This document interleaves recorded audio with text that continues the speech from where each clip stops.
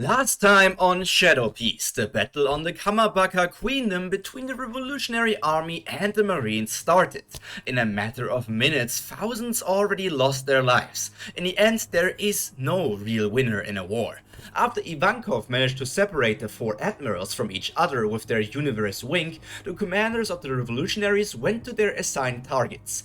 Only Sabo and Lindbergh didn't get a mission to fight against an admiral. In Sabo's case, it was for a worst case scenario so that he can continue their mission.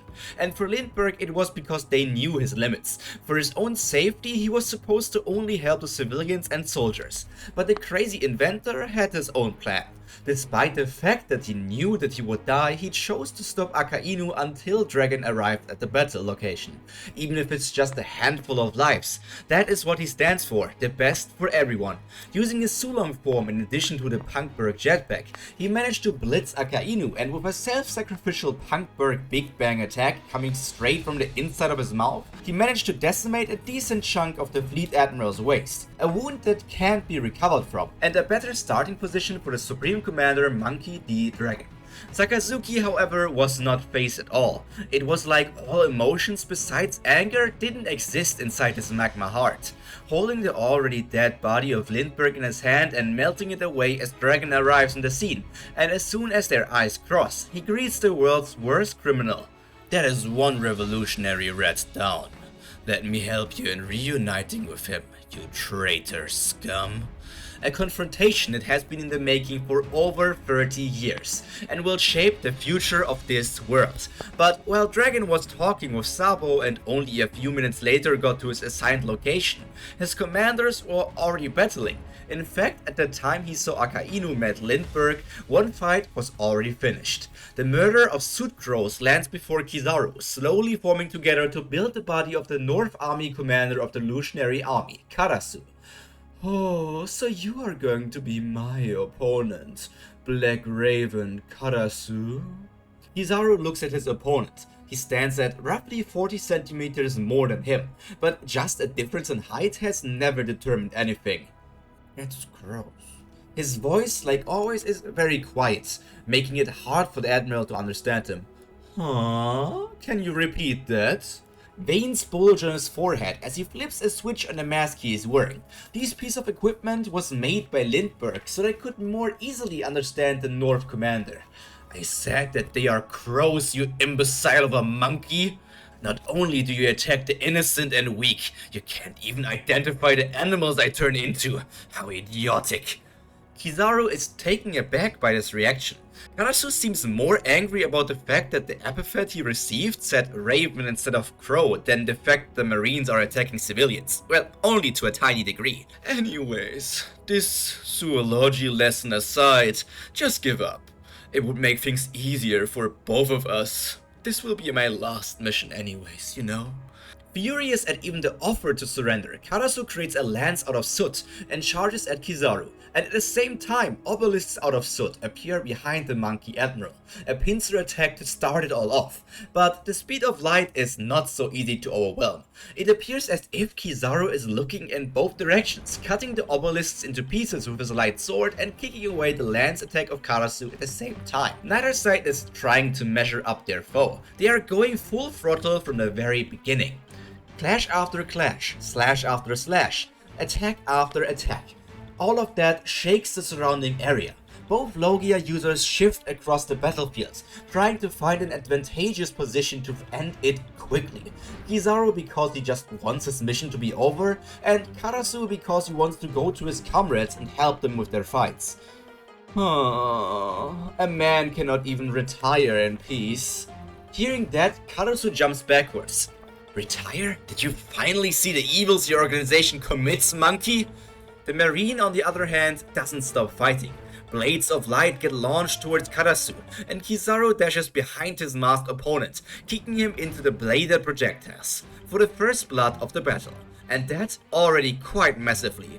You heard right, Crow. A close friend of mine died recently, so I will retire from being a Marine after this battle. Blood flows down from the sides of Karasu's mask. He must have been hit on a vital point, but judging from his facial muscles, he seems to be smiling. Wait a second. If that is Me. Guess that was what the old man meant. It seems like I won't be able to help Dragon and the others after all. Kizaru is confused at first, but his mind also comprehends things at light speed. I just stepped into something incredibly annoying, didn't I? The light weapons disappear, leaving only multiple bad wounds on the commander's body. He rustles through his pocket, pulling out a voice recording snail and hands it over to his opponent without saying any further words. It may have only been a short exchange, but Karasu felt the white chasm that separated him from the yellow monkey admiral. Having fought Fujitora just recently while on Marijuana made him think he was on the same level as an admiral. However, that apparently was wrong. It was only because those admirals couldn't go all out in the living area of the celestial dragons that it appeared like they were on the same level. Not hesitating, Kizaru clicks on the activation button of the snail, and a familiar voice starts talking. It's the late Vegapunk.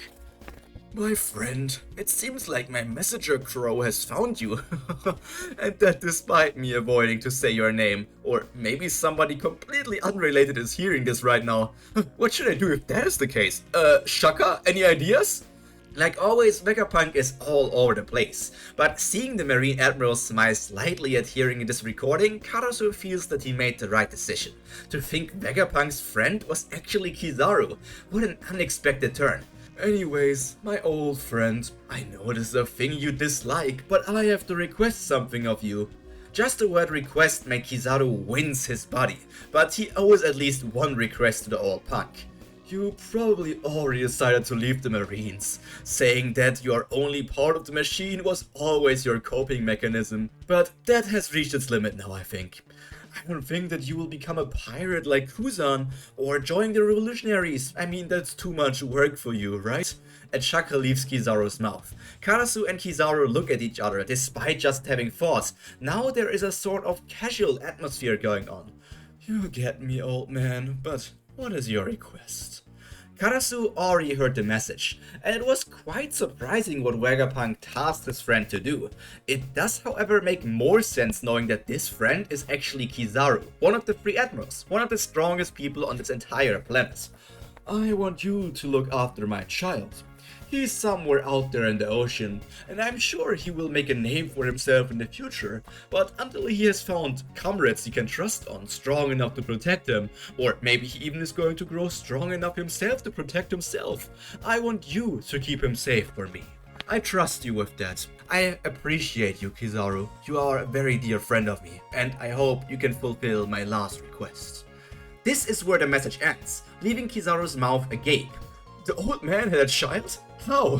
When? And who's the mother? This was the fastest he had ever spoken. In forever, basically. But his mind was just completely overwhelmed. So much so that any remaining feeling of combat disappeared from the area. Kizaru. Vegapunk told me that when I meet his friend, I should accompany him to make sure he fulfills this request. So I guess I have to go with you, instead of staying here to battle. Dragon also said I should prioritize this, as it will also be important for the future. An unexpected duo was formed, darkness in the form of soot and light in the shape of, well, light. You don't have to call me Kizaru anymore. From now on, I am just Borsalino. And I guess Vegapunk actually turned me into an uncle. How amusing.